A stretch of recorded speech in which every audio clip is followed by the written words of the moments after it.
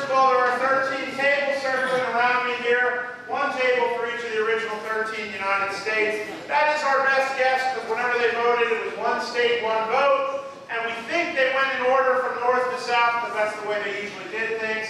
Left is north, New Hampshire here, the northernmost state. And the other end of the back is Georgia, the southernmost. So it's the East Coast without Maine and Florida, basically. So let's see, it's July the 4th, 1776, Thursday. They're going to vote on our new Declaration of Independence. It's going to pass, and it's got 4 words right across the top of the paper that are the most important to me on that day. And they're real simple words. They say United States of America. Think about it. On that day, that's what we are. That's what we're fighting for. Think about the Declaration of Independence in the middle of a war that we are losing, because that's what's happening. We're not winning this war, we're losing. And this is written to get people to support the cause. This is what we're fighting for. We are right, the British are wrong. There's a lot of reasons why. And this cause is the United States. The British are busy capturing New York City and its harbor in 1776. In 1777, the British would turn their attention to the biggest city in America. British troops would walk into this building in September 1776, having captured the capital city of Philadelphia. So when these guys signed the Declaration of Independence, they know exactly what could happen to them. And I'll share one story with you. There's a signer from Virginia over here named Benjamin Harrison. Now, Benjamin Harrison's a great big guy. He's got a couple of future Harrison presidents in his family tree. When he walks up to sign his name, he passes a man from Massachusetts named Elbridge Gerry. Now, Elbridge Gerry's a little skinny guy.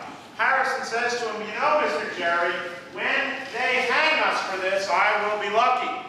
I'm so large, I'll go right away at the end of my rope. You're so small and light, you'll float in the breeze a half an hour first at the end of yours.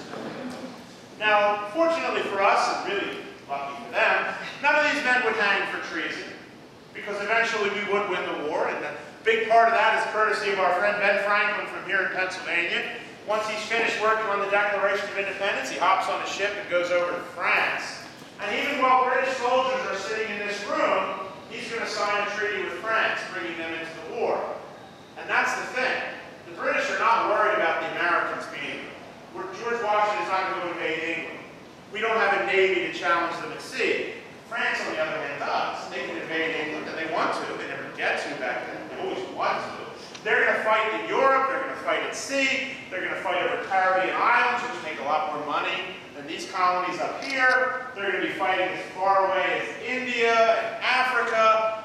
So in other words, the British are suddenly fighting all over the world against France, and we're getting help. So George Washington's life's getting easier.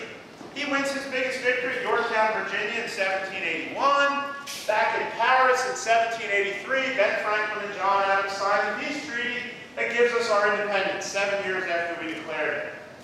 So, should all live happily ever after, but sadly not to be the case, because our new problem, and it was a problem really from the middle of the war on, is we've got these 13 states, each one with its own constitution. Thank you for John Adams. That's one of the other things we do at the beginning of the war. Each state creating itself as an independent state. But now they all have their own army, their own navy, their own money, and they don't like each other. They compete for land. Who owns what land? Looking out in the west, they're all claiming that's all us. We just keep going west. So there's arguments, fights. Pennsylvania gets invaded by, naturally, of course, you're all thinking Connecticut right off your head. But yeah, Connecticut claims they have this straight line going out through the top half of Pennsylvania. As you can imagine, Pennsylvania does not agree. And when Connecticut folks show up 70 miles away, they go and kick them out. So all sorts of problems. Then we had to pay for that war. It was all on the states. They weren't going to help each other because they all had their own problems. George Washington would write a letter after the war saying it is time for us to decide if we are one people under federal head or 13 individual sovereignties continuously counteracting each other.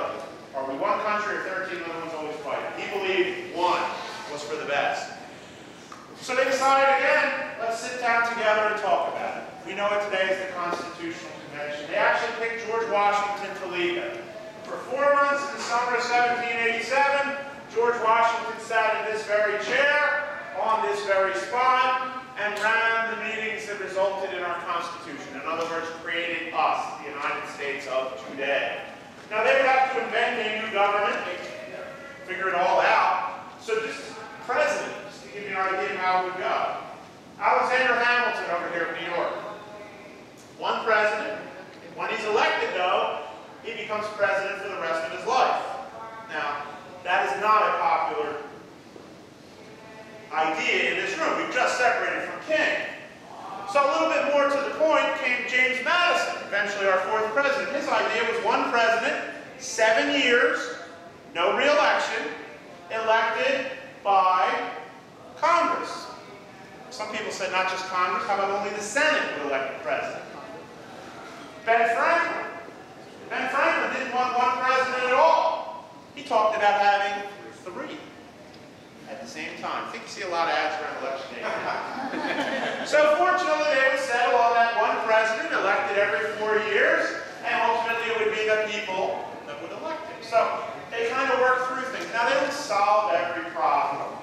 Obvious if you know the early part of American history. Gouverneur Morris, maybe not a name you know, but this is the guy that writes the Constitution. We, the people of the United States, in order to form war against Gouverneur Morris. He gave a speech saying, let's get rid of slavery. It's time to do it.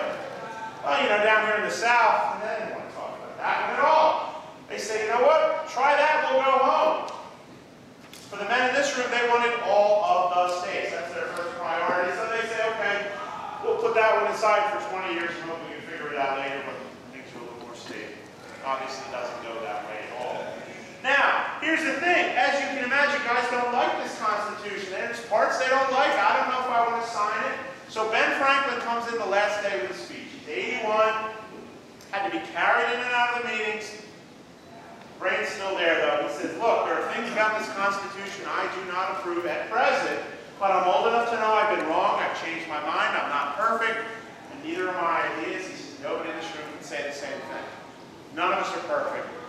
I think we should all sign it because I do not expect anything better than this Constitution. In fact, I am not sure that it is not the best. Now, unless you're really into grammar, yes, that sentence indeed was a triple negative, but nonetheless, how are you going to argue with Ben Franklin? So they would sign that Constitution, September the 17th. As they sign, Ben Franklin points right up here where George Washington sits and says, look behind Washington. There's a carving of a half sun. He says, all summer I've been trying to decide if that sun's going up, going down, couldn't do it till then. He says, now at length I have the happiness to know that is a rising and not a setting sun. Felt pretty good that day. Here we stand, same room, same chair, same sun, 225 and a half years later, and we're still using the same government as well. But even more than that, that same Constitution that we still have today also left us room to make improvements. When we end slavery in the United States, it would take us 80 years, but it would in fact be the Constitution that would outlaw slavery with the 13th Amendment. Women, well, what can I say, it's another half century after slavery even, but eventually women would get the right to vote by that same Constitution with the 19th Amendment in 1920. And that's really one of those remarkable things, that these guys have left us that ability to do things that maybe they couldn't do and make things better. Now, folks, this is where we finish up, and I know there's another group that want to turn, and I certainly know some of you